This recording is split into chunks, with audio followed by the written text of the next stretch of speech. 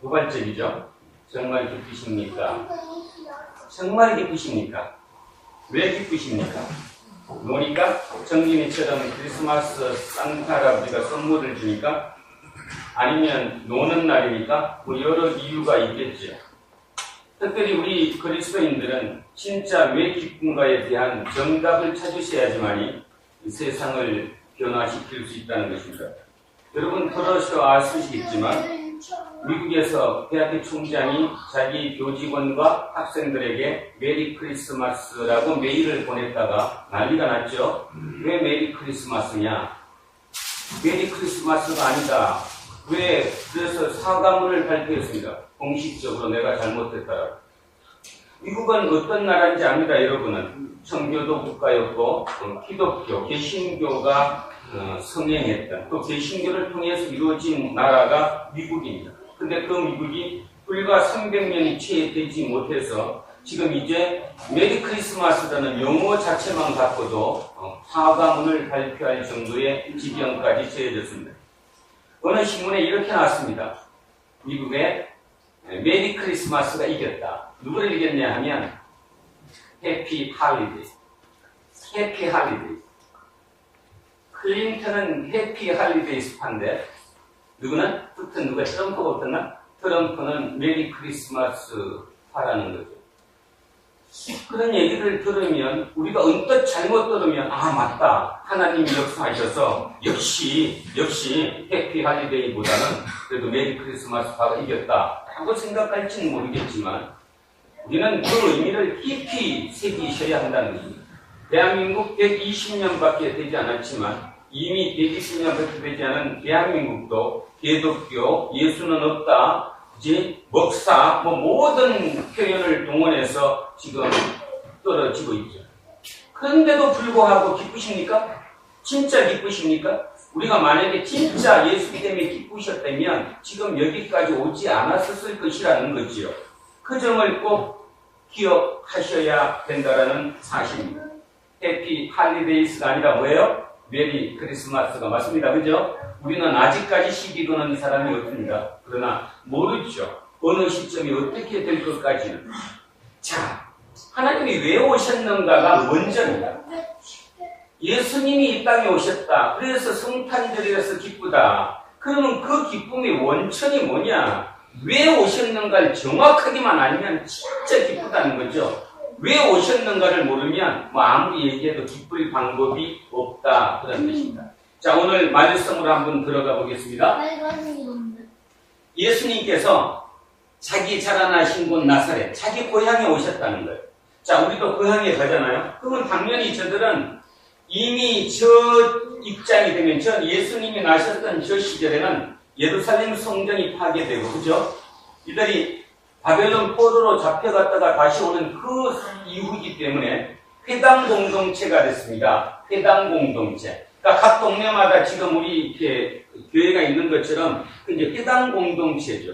거기에 소속돼야 살 수 있는 거예요. 그러니까 그것은 뭐 하는 것이냐? 예배도 드릴 수 있고, 말씀도 나눌 수 있고, 결혼도 할 수 있고, 장례 예식을 치르는 것도 되고, 하여튼 모든 삶의 공동체가 저 회당입니다. 회당, 시나고그라고 얘기하죠. 시나고그. 앞으로 그런 표현을 들으면 시나고그가 회당이었구나.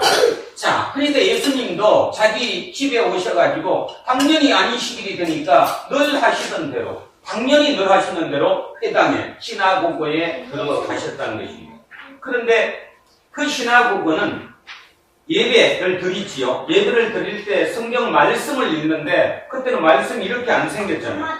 어떻게 생겼어요? 두루마리로 이렇게 접혀서 두루마리로 된 거. 그리고 그게 지금처럼 다 묶어 있는 게 아니라 따로따로 돼 있는 거죠. 예레미야 두루마리, 이사야 두루마리, 시편 두루마리 이런 식으로. 자, 그래서 회당장이 예수가 우리 동네 사람이었지.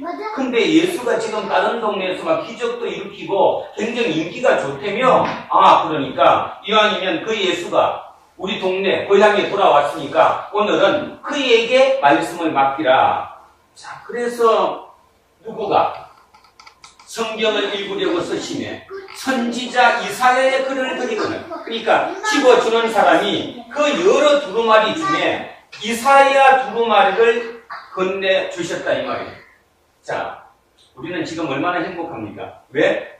읽기만 하면, 읽을 마음만 있으면 언제든지 말씀을 읽을 수 있는데, 저 당시만해도 말씀을 읽을 수가 없죠. 책이 있었던 것도 아니고 두루마리도 있었으니까 각자 개인 집에 성경 말씀이 두루마리로 있을 수는 없잖아요. 없어요. 그러니까 오직 말씀을 들을 수 있는 것은 안식일 때 회당에 가서 그 잠깐사 읽어주는 그 얘기밖에 못 듣는 사람들입니다. 그에 비하면 우리는 지금 뭐 천국에 사는 거죠. 근데도 뭐 전혀 거기에 관계없이 살고 있습니다. 자, 이들은 이제 이번 안식일 날은 어떤 하나님의 말씀이 선포될까 기대를 하고 있었습니다. 예수님은 이렇게 폈습니다. 그 이사야 전체 중에 펴서 이렇게 나온 것을 읽었다는 거죠. 함께 읽겠습니다. 시작. 주의 성령이 내게 임하셨으니 이는 가난한 자에게 복음을 전하게 하시려고 내게 기름을 부으시고 나를 보내사 포도된 자에게 자유를 눈먼 자에게 다시 보게 함을 전파하며 눌린 자를 자유롭게 하고 주의 의회를 전파하게 하려 하심이라 하였더라. 아멘. 다시. 주의 성령이 내게 임했어요. 하나님의 영이 내게 임했대요. 이게 지금 말씀인데 이사야 말씀입니다. 임했으니 이는 가난한 자에게 복음을 전하게 하시려고 임했다라는 겁니다. 그래서 내게 기름을 부었대요. 기름을 부었다. 기름은 세 종류의 사람들에게 붓습니다. 왕에게 기름 붓죠. 대제사장에게 기름 붓습니다. 그 다음에 선지자에게 기름을 부어요. 공통점이 뭐죠? 왕, 대제사장, 선지자. 기름을 부은 사람의 공통점이 뭡니까? 하나님의 일을 맡았다는 거죠. 내 맡은 일이, 내 이제 앞으로의 이 삶이, 내 소명이 하나님의 일을 해야 된다는 뜻입니다. 그래서 이제 내게 성령이 임했는데, 내게 기름을 부었단 말은 이제 내가 하나님의 일을 해야 되는데, 그 일이 무엇이냐? 가난한 자에게 복음을 전하게 한다. 여기서 이제 우리는 문제가 생겨요. 가난한 자에게 복음을 전하게 한다. 그러니까 뭐 딱 떠오르지 않습니까? 예수님께서 본인이 첫 사역을 시작하실 때 팔복의 말씀을 전했죠? 가난한 자에게 복이 있나니. 그렇게. 그래서 가난한 자에게 복음을 전하게 한대요. 자, 여기서 이제 우리를 돌아봅니다. 왜 이게 말씀일 뿐이고 우리 속에 와닿지 않는가에 대한 답을 한번 해보죠. 가난한 사람들에게 복음을 전했다. 원래는 어떻게 해야지 맞죠?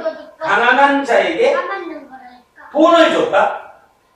가난한 자에게 고쳐줬다. 가난한 자의 모든 필요를 채워줬다. 그래야 하나님이지. 여러분들 지금 어제도 그렇게 기도하셨잖아요. 뭐 기도했어요? 내 필요를 채워주십시오.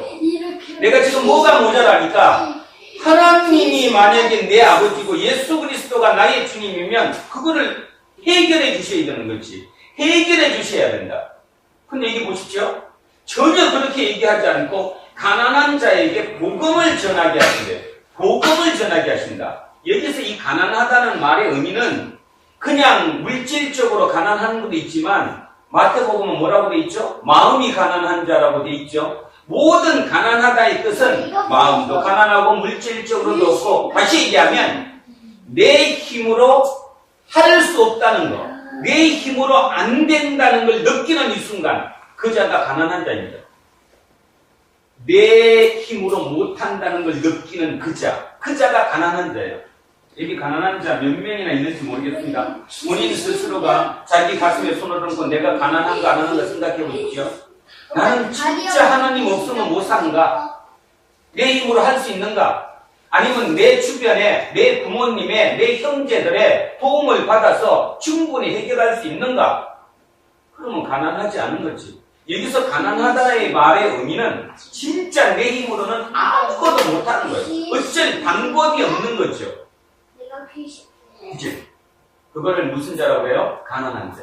그 가난한 자에게 해결해 주는 것이 아니라 복음을 전하게 한다. 복음을 전하게 한다.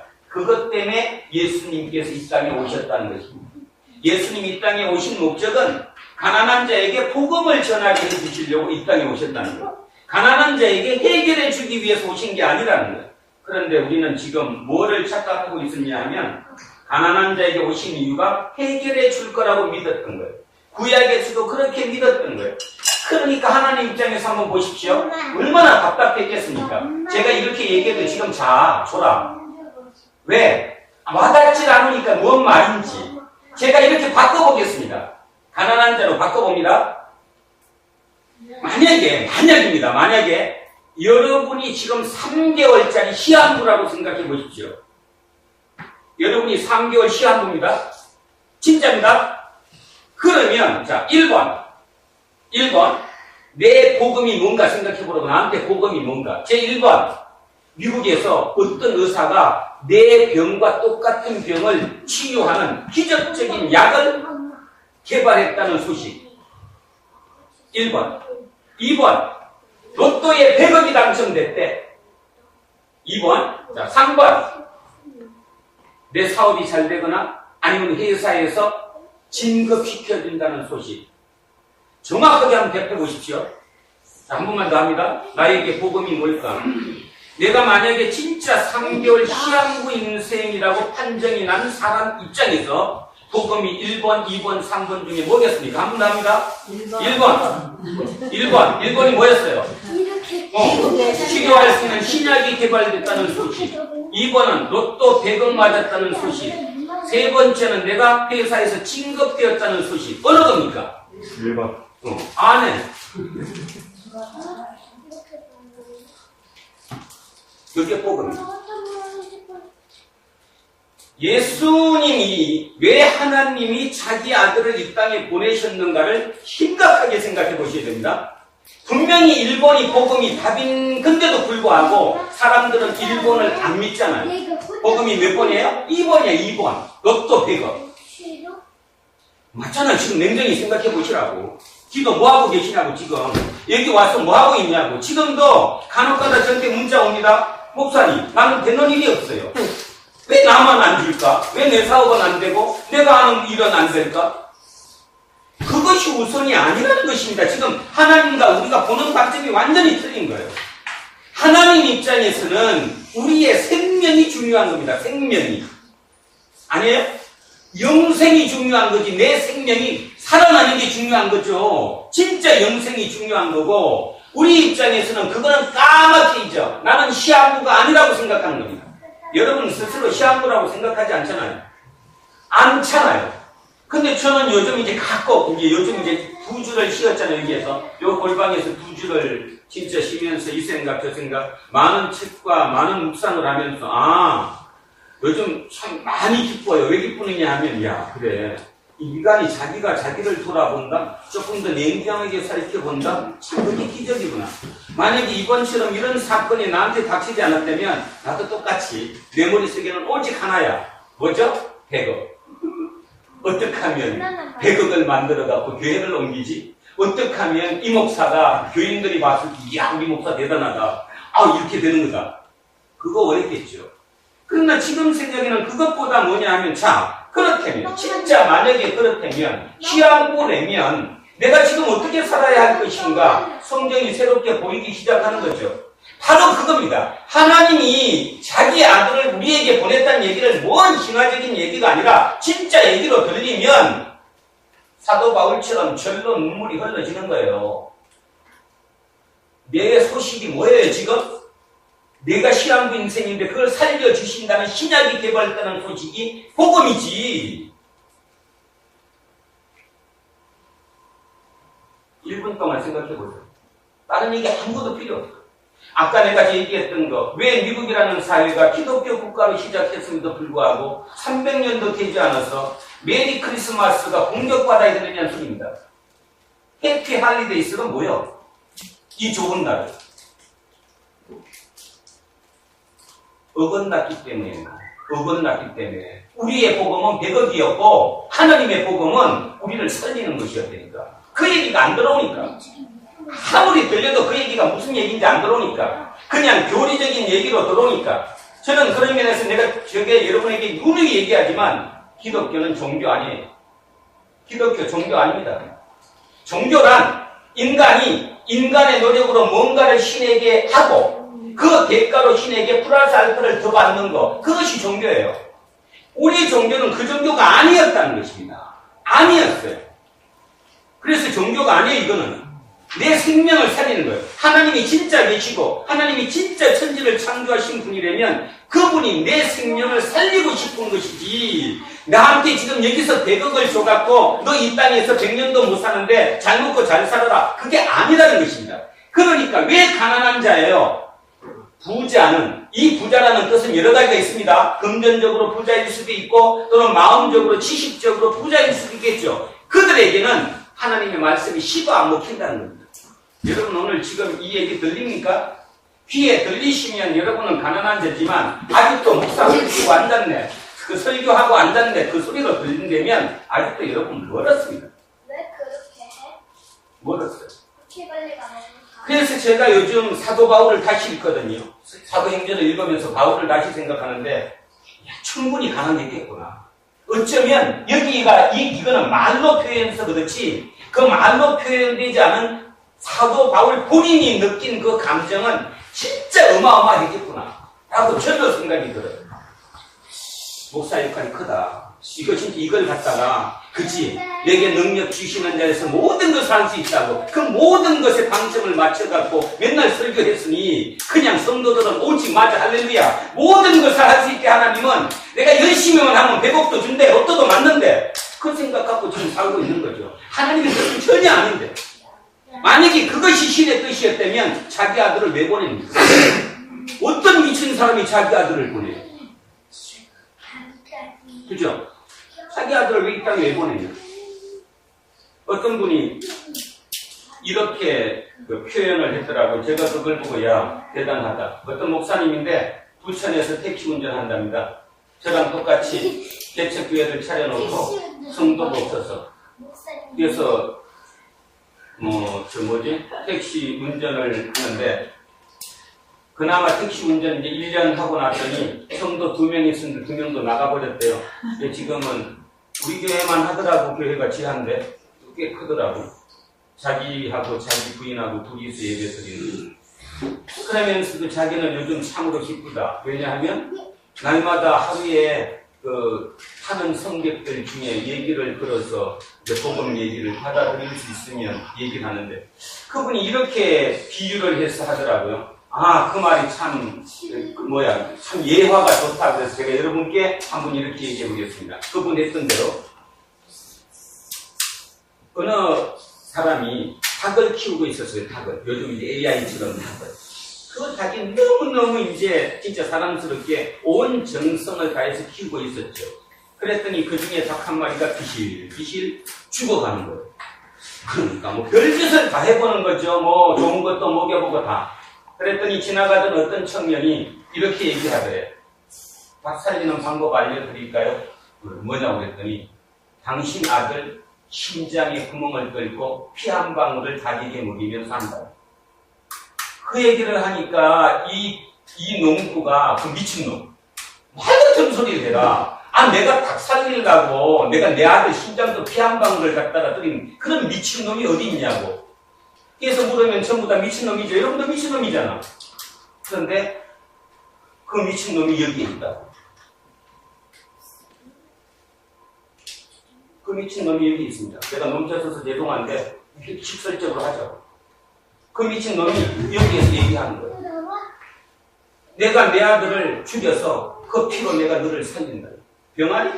여러분이 병아리보다 더 낫습니까? 하나님 입장에서. 그럼에도 불구하고 이 얘기를 옛날 얘기로 듣는 거예요. 끝없이 옛날 얘기로. 그리고 그 문장을 이 글이라고 하는 것은 있잖아요. 어떻게 해석하느냐에 따라서 별의별 해석이 다 나올 수 있거든. 그러니까 좋은 문장만 골라갖고, 그죠? 뭔가 힘이 되는 것만 딱 골라갖고 그냥 막 분위기 뜨잖아. 분위기 막 찬송하고 막 드럼도 치고 막 피아노도 나오고 파이프 오르간 그 문장 안 돼서 나오는 데서 찬송도 부르고 그렇게 순간에 목사가 딱 나와서 한마디 딱 하니까 그냥 뿅 가는 거죠. 그게 하나님 말씀 뭐가 있냐? 하나님은 다시 얘기하는데 왜 예수님을 보내셨는가를 진정 아시면 진짜 그 기쁨이 무엇인지를 알게 된다는 거예요. 다시 합니다. 가난한 자는 우리는 가난해요. 내 힘으로 내가 아무것도 할 수 없어요. 물론 내 힘으로 할 수 있는 건 당연히 내 힘으로 해야 되는 겁니다. 그것까지 안 하고 놀면 안 돼요. 자기가 할 수 있는 거 안 해놓고 놀고 난 뒤에 나중에 무주부 탓하면 안 되는 거지. 할 수 있는 것까지 하지만 그럼에도 불구하고 인간이 자기 원하는 대로 다 되는 것이 아니거든요. 못할 게 있다는 것입니다. 그런 자, 그거를 느끼는 자, 그렇다고 꿇어앉는 자, 아 나는 그렇습니다 하고 손 벌리는 자, 이들에게 그 문제를 해결해 주는 것이 아니라 복음을 전하게 하시려고 자기 아들을 보내셨다는 거예요. 복음을 전하게 하시려고. 그러면 이 복음이 뭐냐 하는 것입니다. 자, 다시 합니다. 1번 신약이다. 나를 살리는 신약. 2번은 로또 100억이다. 3번은 내가 권력을 갖는 거다. 힘을 갖는 거다. 직장에서 승진하는 거다. 그 세 가지 소식 중에 어느 것이 나한테 복음이냐가 중요하다는 것입니다. 하나님이 원하는 것은 100억이 아니라 세상적인 권력이 아니라 뭐라고요? 생명입니다. 생명. 내 자식을 살리는 거예요. 그것이 목적이라는 것입니다. 그것을 전하게 하시려고 내게 기름을 부었다는 거예요. 이거를 정확하게 이해하시면 팔복이 이해가 갑니다. 이해가 가요. 평생 들어도 팔복 이해 못해요. 근데 이해가 갑니다. 이제는. 아, 진짜 그 하나님 입장? 자기 아들의 심장에 피 한 방울로 병아리를 살릴 수 있다니까 그 짓을 한 미친 사람의 그 얘기? 그렇다면 그 복은 가난한 자의 복이고 애통하는 자의 복이고 온유한 자의 복이고 그죠? 그들의 복이지. 근데 여러분은 지금 팔복처럼 안 살잖아요. 어떻게 하면 내가 저놈 이겨갖고 이겨야 된다. 이기는 것이 하나님의 영광이라고 생각하시잖아요. 아니에요. 이기는 게 하나님 영광이었으면 하나님 아들 보낼 필요도조차 없습니다. 그냥 한 방에 썰면 되지. 노아의 홍수처럼. 뭐가 걱정이야? 한 번 공격해서 내가 3번 경고한다? 1번, 2번, 3번 싹. 뭐 걱정해?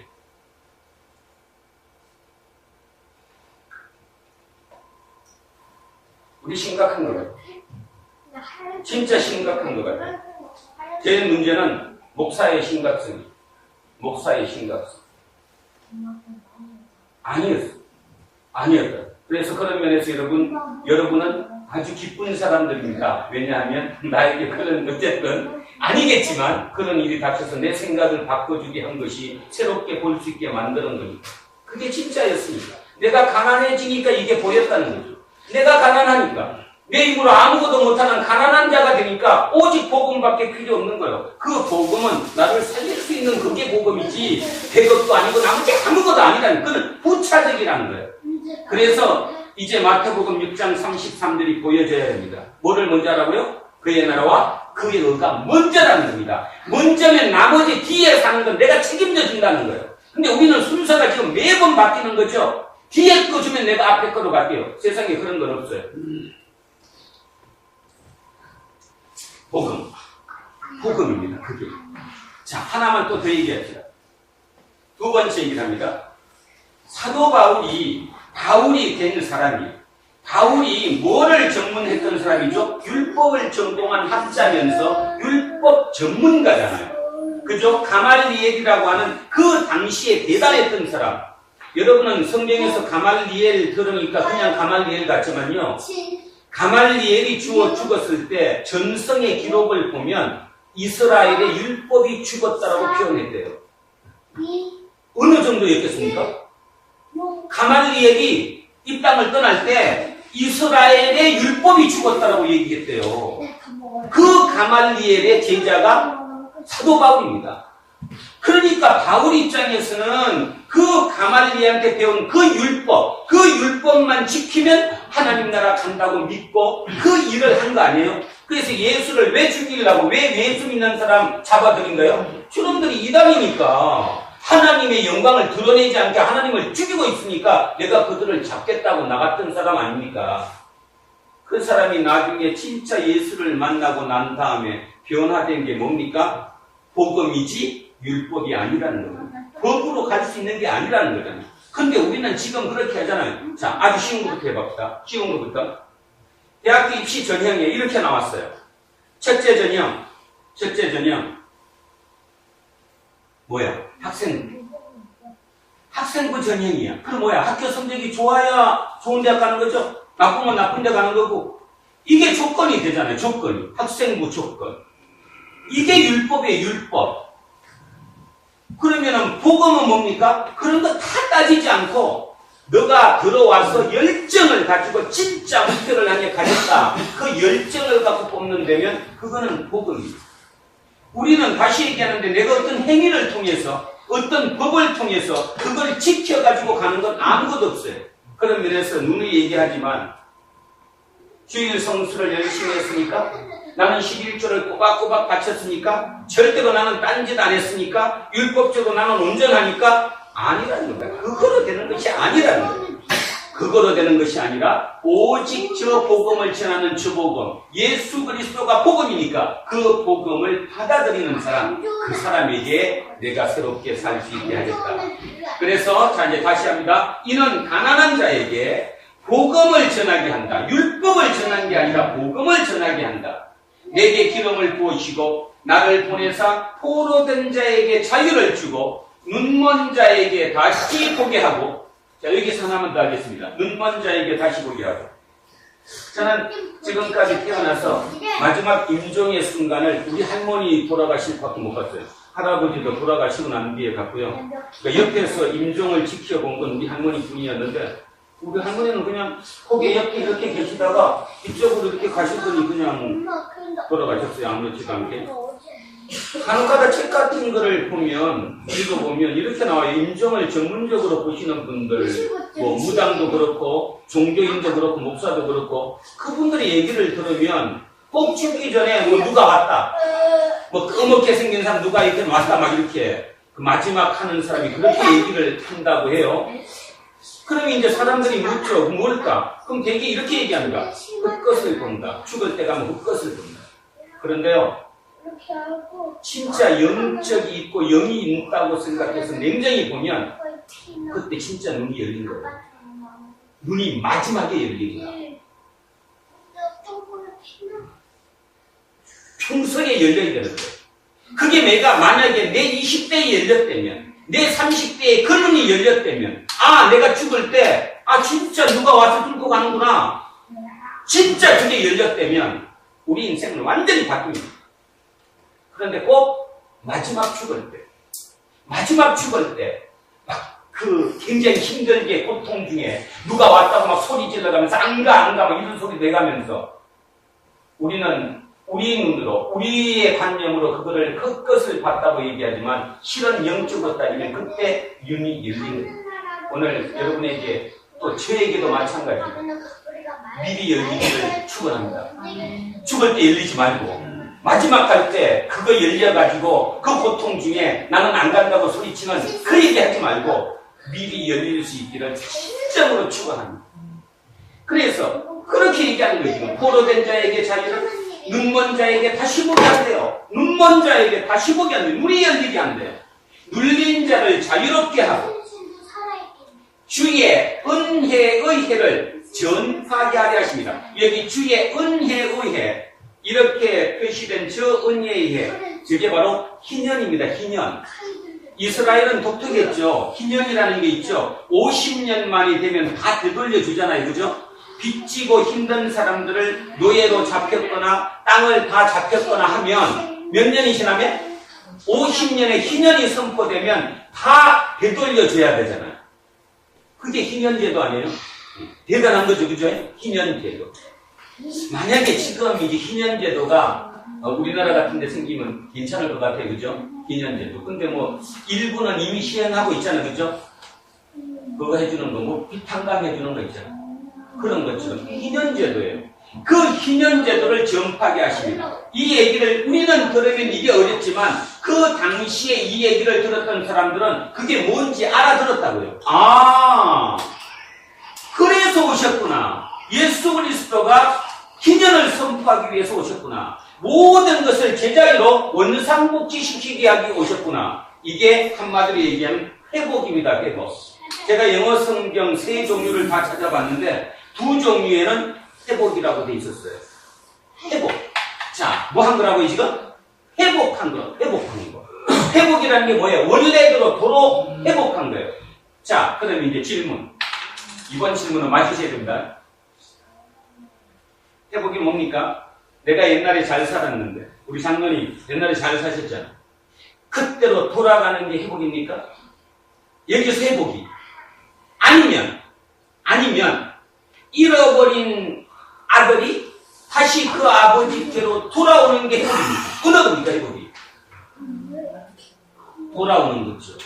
다시 얘기하면, 우리가 원하는 회복은 내 물질이 다시 원상복귀 되는 거예요. 이것이 다시 옛날로 돌아가서 포동포동해지는 거고. 그죠? 그게 회복이라고 생각하는데, 예수님 입장, 하나님 입장에서 회복은 잃어버린 자식이 다시 돌아오는 게 회복이에요. 회복이 뭐예요? 돌아오는 거예요. 우리가 다시 하나님께로 돌아가는 거예요. 하나님 입장에서 회복이지 우리 입장에서 회복이 아니에요. 이걸 오해하면 안 된다는 거예요.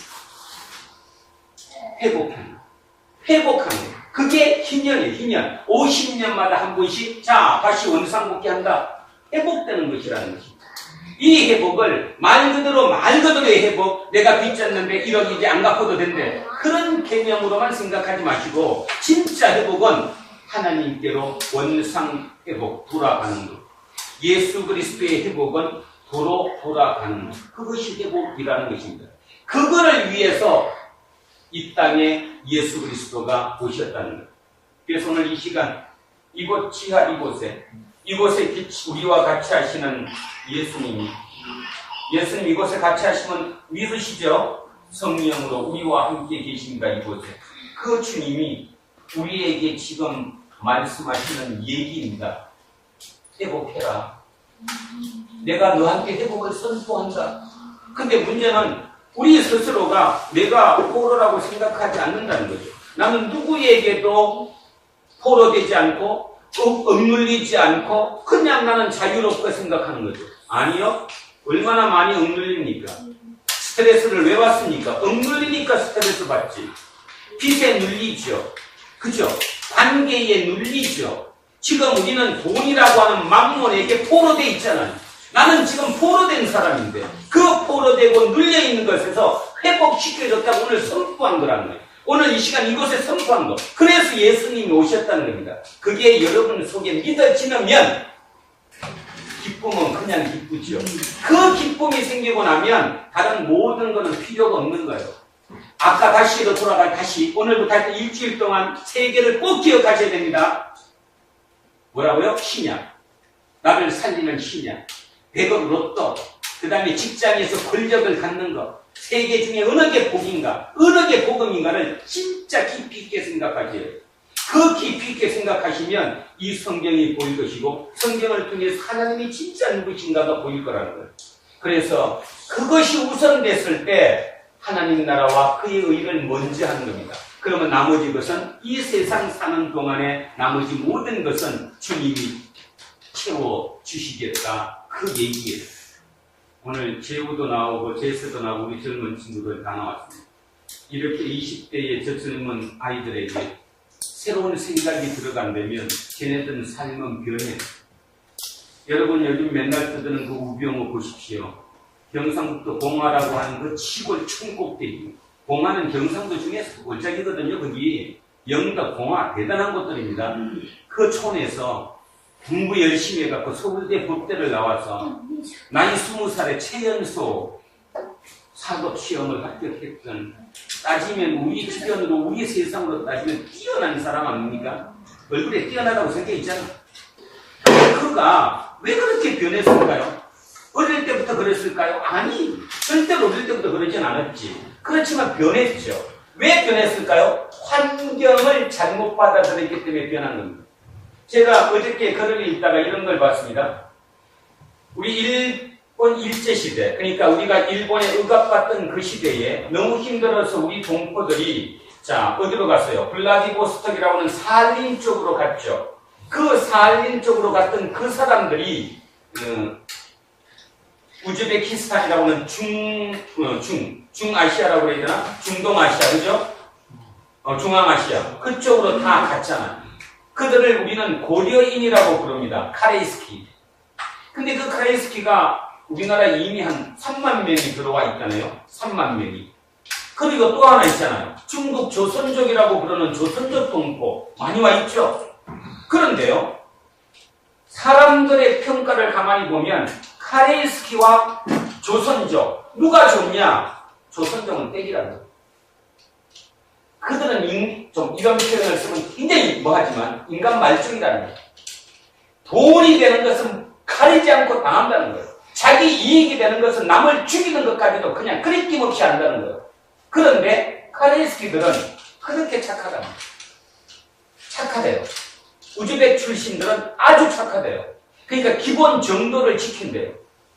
왜 그럴까요? 그럼 똑같은 그들의 선조들이 한쪽은 사할리로 갔고 한쪽은 북간도 간도로 갔는데 지금 세월이 흘렀으면 얼마 됐어요? 이거 100년도 안 흘렀잖아요. 100년도 안 흘러서 그 세대 밑에 2세, 3세들이 지금 와서 보니까 완전히 판이하게 틀리다는 거예요. 카레이스키들은 아직도 순수하고 착하고 뭔가 오름을 지키려고 했었는데 이쪽 조선족들은 아니다는 겁니다. 무엇이 있을까요? 조상들이 처음부터 틀렸을까요? 아니잖아. 환경이잖아. 환경. 그들이 접했던 환경. 그래서 저는 희망을 얻습니다. 뭘 얻느냐? 적어도 우리가 전체를 바꿀 수는 없지만 그래도 이 교회 공동체 요 소수에 모였던 우리만큼은 바뀌어줄 수 있다는 거예요. 아멘? 그럼요. 불안로 교회 몇 명 안 된다고 해도 이 교회에 댕기는 사람들은 틀리다는 것입니다. 남들이 봤을 때. 그 교회 사람들은 진짜야. 진짜 착해. 오름을 지켜. 손해볼 줄 알아. 그 얘기를 들어야 되는 거지. 근데도 오늘도 이거 끝나고 딱 나가면 어떻게 하면 내가 더 차지할까? 내가 한 푼이라도 더 차지해야 우리 새끼들 더 잘 키울 텐데 그렇게 마음먹었다면 여러분한테는 아직도 요원하죠. 복음이 안 들어간 거예요. 믿는다고 들어간 것이 아니니까. 내가 손해보고 내가 희생하고 그렇게 해갖고 결국 기회가 올 것이라는 사실. 세계의 역사는 뒤집어졌습니다. 항상 그 역사가 뒤집어질 때마다 새로운 밑에 사람들은 그 종자는 틀린 새로운 족속이 들어왔죠. 그것처럼 이 땅에 지금 많은 혼란 중에 있습니다. 그죠? 보면서 많이 느끼지 않아요? 과연 저게 뒤집어질까? 안 뒤집어질까? 지금 저렇게 집정되는 도로 돌아가지 않을까? 그러겠죠. 삐끄덕 여러 개 할 겁니다. 그럼에도 불구하고 틀림없는 거 조금씩은 앞으로 나가겠죠. 세계 역사라는 것은 조금씩 나가는 겁니다. 나선형으로 나갔다가 다시 뒤로 돌아왔다가 다시 조금 이렇게 나가는, 이렇게 나가지 쭉 나가는 것이 절대로 세상에 없다는 거예요. 오늘 주님의 은혜의 해 희년을 선포하기 위해서 이 얘기는 2000년 전 그들이 알아들었던 것이고 우리 입장에서 다시 바꾸면 예수님이 왜 이 땅에 오셨습니까? 나에게 복음을 전해주기 위해서 왔다. 그러면 그 복음이 뭡니까? 시한부 인생이 나에게 신약을 그 약만 먹으면 내가 영생할 수 있다는 그 신약을 주기 위해서 왔다. 그것이 우리의 복음이라는 것을 잊어서는 안 됩니다. 개혁이 복음이 아니라 그것이 복음이라는 거예요. 그래서 여기서도 그렇게 나왔다는 거죠. 자, 20절 하겠습니다. 책을 덮어 그 맡은 자에게 주시고 앉으시니 회당에 있는 자들이 다 주목하여 보더라. 이에 예수께서 그들에게 말씀하시되 이 글이 오늘 너희 귀에 응하였느니라 하니 뭐예요? 이 글이 오늘 이 자리에서 이루어졌다는 거예요. 그 말을 다르게 해석하면 뭡니까? 아까 얘기했던 내가가 누구라는 거예요? 바로 나. 예수 그리스도가 바로 나라는 거예요. 내가. 그거를 알아들으라는 거예요. 오늘도 똑같습니다. 제 입술로 전파되는 이게 이병선이 얘기가 아니라 주님의 얘기라고 여러분이 받아들이면 여러분 귀에 응한 것이고 그 목사가 저 설교하는 거야. 간혹가다 오늘 목소리도 지르고 열다네. 이렇게 들린다면 그럼 아직도 안 나는 거죠. 그것을 강요하거나 강제할 수는 없다는 사실입니다. 그래서 예수께서 그들에게 말씀하실 때 이 글이 오늘 너희 귀에 응했다. 그들이 다 그를 정언하고 칭찬하고 있겠습니다. 그들이 대단한데 이렇게 했다는 거예요. 그리고 그 입으로 나오는 바 은혜로운 말을 놀랍게 여겨 감탄했어요. 이야, 우리 동네 살았던 예수가 저렇게 얘기하고 대단한데 여기까지 했던 거예요. 근데 다음 말 보세요. 이 사람이 요셉 아들 아니야?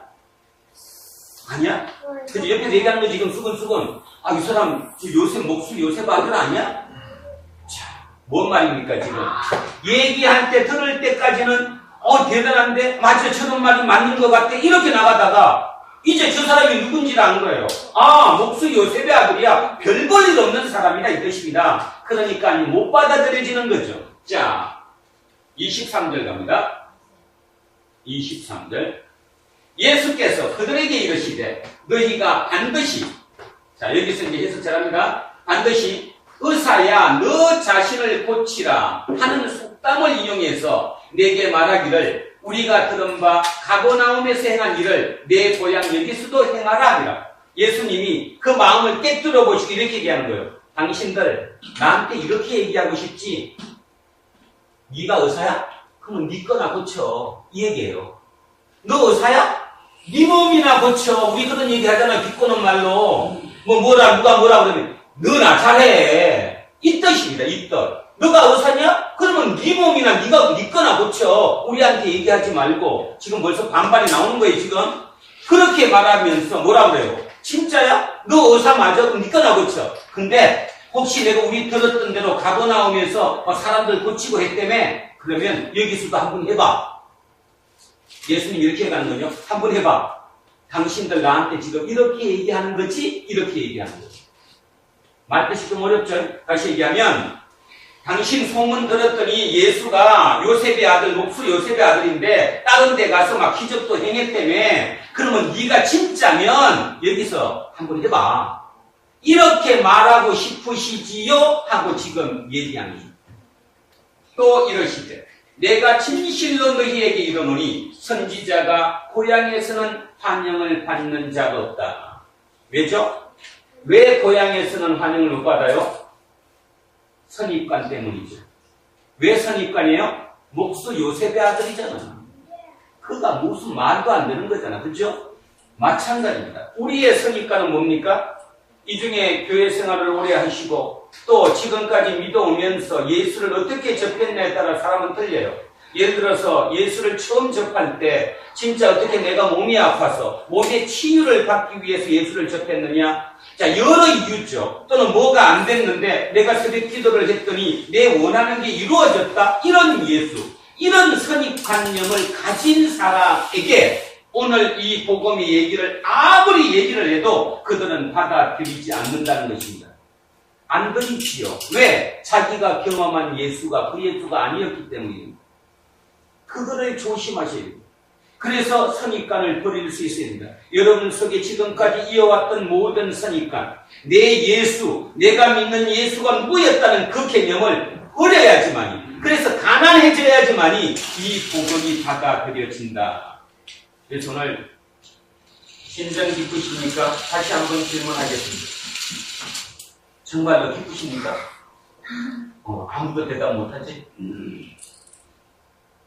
제게 물어보세요. 진짜 기쁩니다. 진짜 기쁩니다. 그 기쁨이라는 게 그냥 어떤 뭐가 돼서 기쁜 것이 아니라 진짜 그것을 깨닫고 나면 그런 기쁨이 어디 있어요? 바울은 어떻게 얘기했습니까? 내가 죄인이었을 때 나한테 물어보지도 않고 내 죄를 대신 사하기 위해서 십자가에서 죽으셨다고 깨달은 거예요.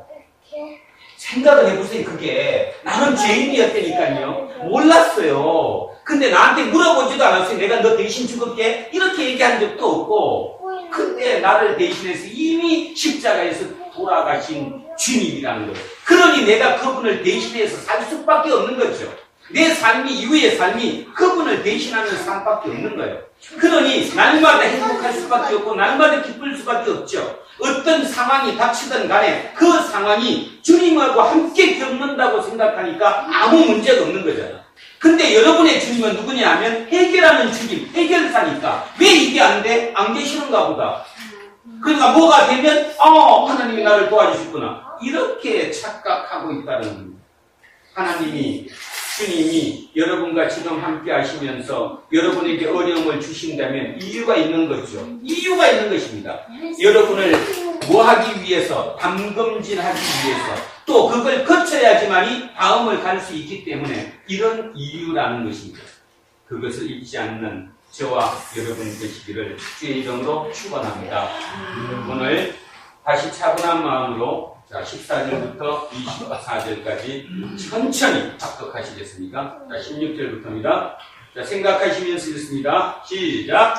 예수께서 더 자라나신 곳 나사렛에 이르사 안식일에 늘 하시던 대로 회당에 들어가사 성경을 읽으려고 서심해 선지자 이사야의 글을 그리거늘 책을 펴서 이렇게 기록된 데를 찾으시니 곧 주의 성령이 내게 임하셨으니 이는 가난한 자에게 복음을 전하게 하시려고 내게 기름을 부으시고 나를 보내사 포로된 자에게 자유를 눈먼 자에게 다시 보게 함을 전파하며 눌린 자를 자유롭게 하고 주의 은혜의 길을 전파하게 하려 하시니라 하였다. 책을 덮어 그 맡은 자에게 주시고 앉으시니 회당에 있는 자들이 다 주목하여 보더라. 이에 예수께서 그들에게 말씀하시되 이 글이 오늘 너희 귀에 응하였느니라 하시니 그들이 다 그를 증언하고 그 입으로 나오는 바 은혜로운 말을 놀랍게 여겨 이르되 이 사람이 요셉의 아들이 아니냐. 예수께서 그들에게 이르시되 너희가 반드시 의사야 너 자신을 고치라 하는 속담을 인용하여 내게 말하기를 우리가 들은 바 가버나움에서 행한 일을 내 고향 여기서도 행하라 하리라. 또 이르시되 내가 진실로 너희에게 이르노니 선지자가 고향에서는 환영을 받는 자가 없느니라. 아멘. 기도하겠습니다. 살아계신 아버지 하나님, 우리는 오늘 성탄절을 맞이해서 주님의 성탄, 주님이 왜 이 땅에 오셨는가에 대해서 생각해 보았습니다. 주님께서도 본인 스스로가 왜 이 땅에 오셨는지 능히 말씀하실 수 있음에도 불구하고 그것을 피하시고 구약의 성경 말씀을 통해서 내가 이러한 일로 오셨다. 내가 말씀을 확신하게 하기 위해서, 말씀을 이루기 위해서 이 땅에 오셨다고 성경의 말씀을 통해 본인을 증거하셨습니다. 우리 또한 날마다 말씀을 통해서 우리를 증거하게 하시고 말씀을 통해서 예수를 알게 하시고 말씀을 통해서 하나님을 알게 하시고 말씀을 지키기 위해서 그것이 하나님의 나라와 의를 구한다는 사실을 잊지 않고 살아가는 우리가 되게 하옵소서. 진정 오늘 그 말씀이 복음임을 깨닫게 하여 주시옵소서. 그 능력이, 그 힘이, 그 축복이 오늘 이곳에 이루어지게 하여 주시옵소서. 감사드리며 거룩하신 우리 주 예수 그리스도 이름으로 기도드립니다.